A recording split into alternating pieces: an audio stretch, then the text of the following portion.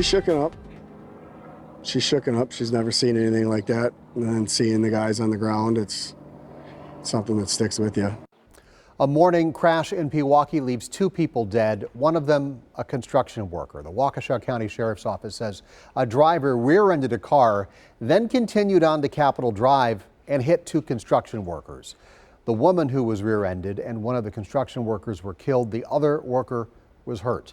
We have team coverage. In a moment, you'll hear from Justin, whose wife's SUV was also hit.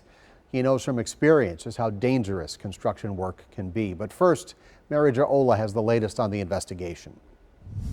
Pewaukee Mutual Aid, they're having a car versus pedestrian, Pewaukee and Capitol, if yourself and X164 can go.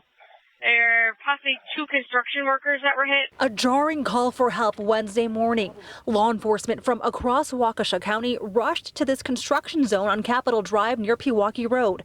The sheriff's office says a 49-year-old man driving a truck rear-ended a car, killing the woman inside, then hit 2 construction workers. Start compressions. I'm going to need more units here. I got the compressions are started. One of the workers is a 46-year-old man. He was taken to a hospital where he later died. The sheriff's office says the other workers' injuries are not life-threatening. The string of crashes shut down a busy intersection for hours.